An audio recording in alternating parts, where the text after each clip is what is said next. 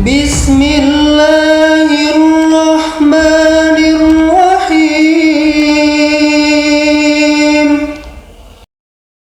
Assalamualaikum warahmatullahi wabarakatuh.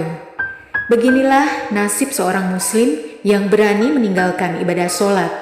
Orang yang meninggalkan sholat, ia akan mendapatkan 15 siksaan bagi dunia saat mati, saat di alam kubur, dan saat di akhirat ketika tarihus sholat. Atau orang yang meninggalkan ibadah sholat mati, maka ia akan mendapatkan azab kubur yang sangat pedih. Orang itu akan diazab oleh ular besar yang bernama As-Suja al-Aqra. Berikut adalah 15 siksaan yang dijelaskan dalam kitab Irsyadul Ibad karya Syekh Zainuddin Al-Malibari bab Fadilahatus Sholat Maktubah. Orang yang berani meninggalkan sholat, maka dia akan menerima 6 jenis siksaan selama hidup di dunia. Siksaan yang pertama, umurnya tidak berkah. Yang kedua, tanda kesolihan menghilang dari wajahnya. Siksaan yang ketiga, amal baiknya tidak mendatangkan pahala. Siksaan yang keempat, doanya tidak dikabulkan. Siksaan yang kelima, dia tidak memperoleh bagian doa para orang solih. Dan siksaan yang keenam, dia akan banyak dibenci oleh orang-orang. Tidak hanya siksaan di dunia, orang yang berani meninggalkan sholat juga akan mendapatkan 3 siksaan saat waktu kematiannya. Siksaan yang pertama, ia akan mati dalam keadaan hina. Siksaan yang kedua, ia akan mati dalam keadaan kelaparan. Dan siksaan yang ketiga, ia akan mati dalam keadaan kehausan. Menyedihkannya lagi, rasa haus saat kematian itu begitu dahsyat. Andaikan orang yang meninggalkan itu meminum air lautan pun tentu tidak bisa menghilangkan rasa haus saat kematian itu. Na'udzubillah min dzalik. Kemudian saat di dalam kubur, orang yang meninggalkan sholat juga akan mendapatkan 3 siksaan lagi. Ketika sudah ada di alam kubur, siksaan yang pertama, kuburannya akan menyempit. Ia akan menerima himpitan kubur yang dahsyat hingga menyebabkan tulang-tulang rusuknya remuk saling bersimpangan. Tidak hanya itu, siksaan yang kedua ini bikin merinding, di mana liang kubur orang yang meninggalkan sholat akan dilalap api membara. Mayat ini akan hidup di alam kubur bersama api-api panas yang menyakitkan. Selama di alam kubur, orang yang semasa hidupnya meninggalkan sholat juga akan menerima siksaan yang ketiga, yaitu orang itu akan menjumpai ular besar yang bernama As-Suja al-Aqra. Ular besar ini adalah ular yang diutus Allah Subhanahu wa Ta'ala untuk mengazab orang-orang semasa hidup yang berani meninggalkan sholat.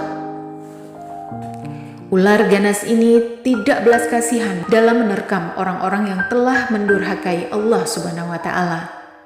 Azab ini adalah sebagai balasan terhadap orang-orang yang menyepelekan kewajiban sholat 5 waktu. Selanjutnya, setelah dibangkitkan dari kubur, orang yang berani meninggalkan sholat juga akan mendapatkan 3 siksaan pedih lagi. Siksaan yang pertama, ia akan mengalami hisab yang begitu berat. Siksaan yang kedua, ia akan dibenci oleh Allah Subhanahu wa Ta'ala. Kemudian siksaan yang terakhir, yang tidak kalah dahsyatnya adalah ia akan dimasukkan ke dalam kobaran api-api neraka. Orang-orang yang meninggalkan sholat semasa di dunia, ia akan diazab neraka dengan azab pedih bersama para ahli maksiat lainnya. Nauzubillah min dzalik.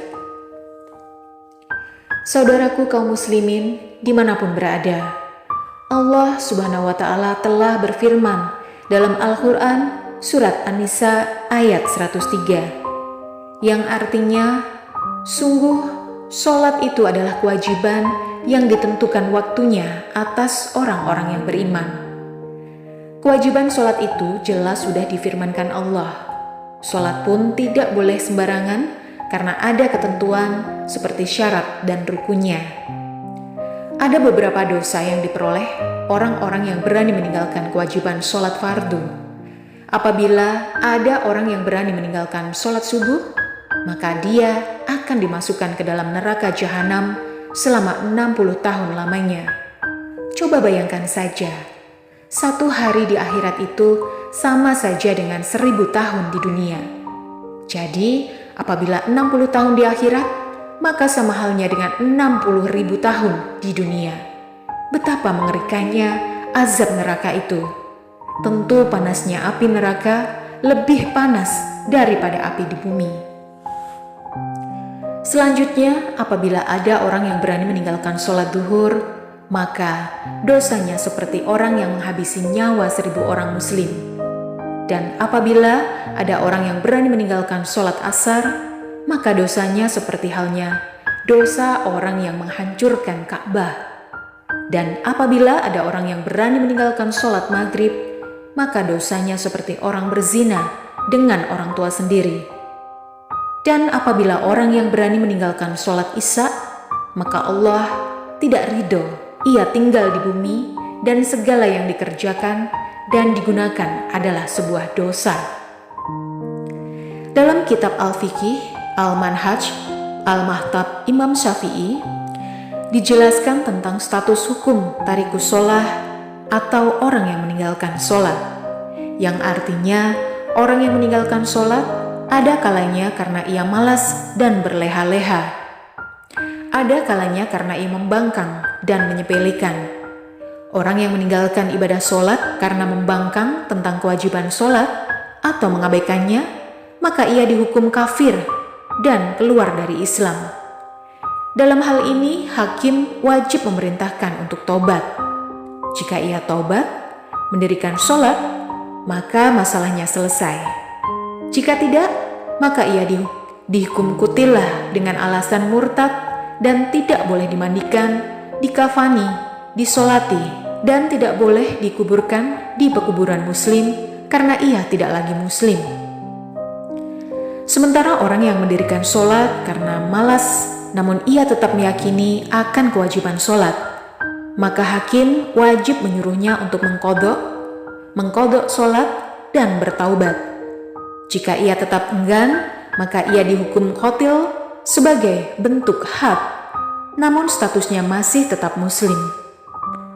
Semoga kisah hidup ini bermanfaat dan bisa memotivasi kita agar tidak meninggalkan ibadah sholat fardu. Amin. Terima kasih. Wallahu a'lam bishawab.